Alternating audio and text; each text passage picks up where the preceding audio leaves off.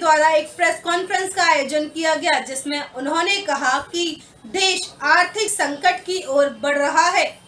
स्वतंत्र भारत में पहली बार डॉलर के मुकाबले रुपया इतना कमजोर हुआ है। रुपए का इस तेजी से गिरना देश में आर्थिक संकट की ओर इशारा कर रहा है। जहां इंसानों की बुनियादी जरूरतें महंगी होती जा रही हैं, वहीं आमदनी में काफी गिरावट आई है। देश के जो संस्थान युवाओं के लिए रोजगार पैदा करते हैं, उन्हें कुछ दोस्तों को फायदा पहुंचाने के लिए कौड़ियों में बेचा जा रहा है और बड़ी संख्या में युवा जो किसी भी देश का भविष्य होता है, वह अपनी डिग्री लेकर बेरोजगार घूम रहा है।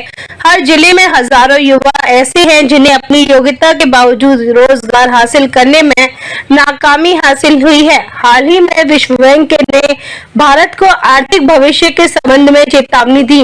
भारत के पड़ोसी ऐसे देश भी हैं जिनकी जीडीपी हमसे काफी बेहतर है। सरकार अपनी कमजोरियों को सुधारने के बजाय देश को आर्थिक नफरत के माहौल में धकेल रही है।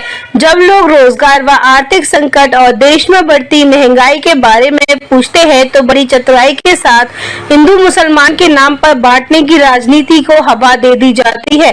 कभी कोई सांसद देश के दूसरे सबसे बड़े बहुमत के नरसंहार की बात करता है, तो कभी कोई मुसलमानों के आर्थिक बहिष्कार की अपील करता नजर आता है और देश की पूरी प्रशासनिक व्यवस्था मूक दर्शक बनी रहती है।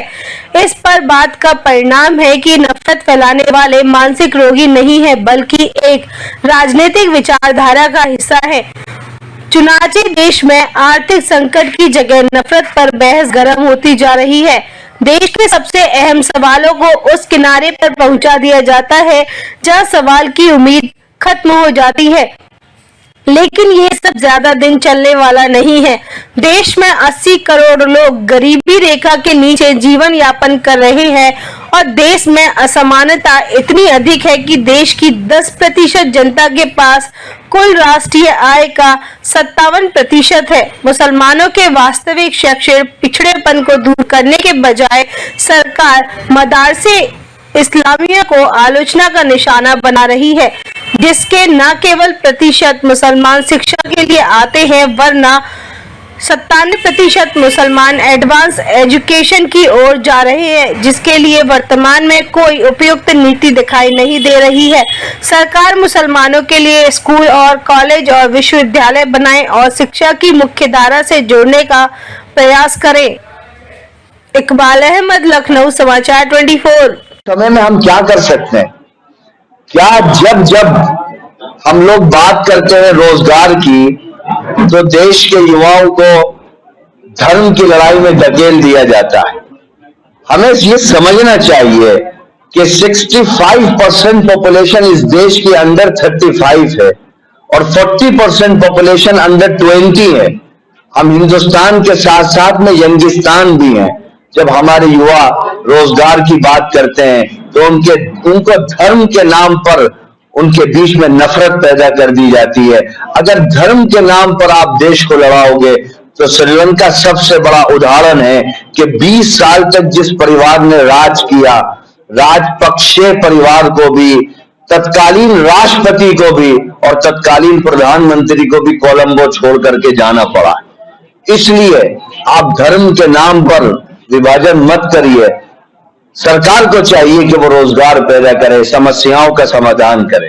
और दूसरी सबसे बुनियादी वजह, जिसकी वजह से हमने यहाँ आपको बुलाया, आज इसके सर्वे का ऐलान किया गया, सर्वे का, और तमाम रिलीजियस ऑर्गेनाइजेशन हो या लीडर्स हो, उन्होंने इसका सहयोग किया कि ठीक है, इस पर किसी को कोई आपत्ति नहीं।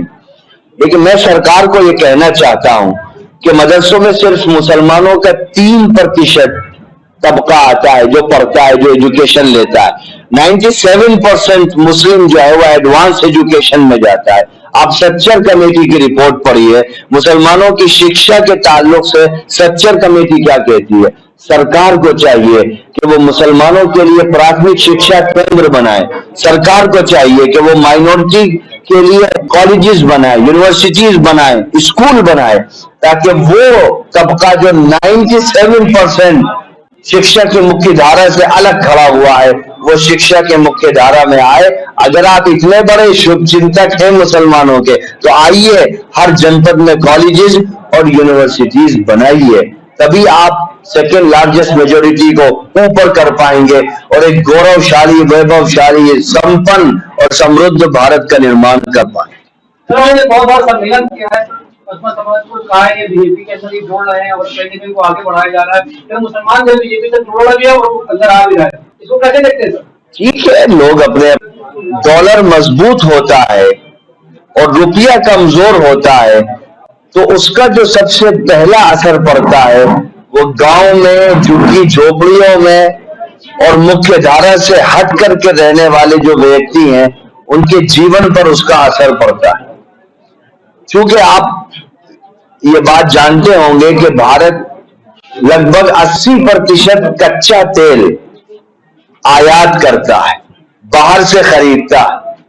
जब रुपया कमजोर होता है, डॉलर मजबूत होता है तो फिर महंगाई बढ़ती है, हमारा जो ट्रांसपोर्टेशन का सिस्टम है वो महंगा होता है और फिर एक कॉमन चीजें जो होती हैं उस तक आदमी की रसाई होने में देर लगती है। दूसरा कारण कि जो देश ने 75 साल में अपने इदारे बनाए थे, इंस्टीट्यूशंस बनाए थे, कहीं ऐसा तो नहीं कि सरकार उन इदारों को और देश की उन संपत्तियों को कुछ उद्योगपतियों के हाथ कौड़ियों के दाम में बेच रही है, जिसका नतीजा है कि भारत के हर जनपद में हजारों युवा ऐसे हैं जो डिग्री लेकर के खाली घूम रहे हैं लेकिन उनके पास रोजगार नहीं है और सरकार रोजगार पैदा करने में भी संपूर्ण रूप से विफल है।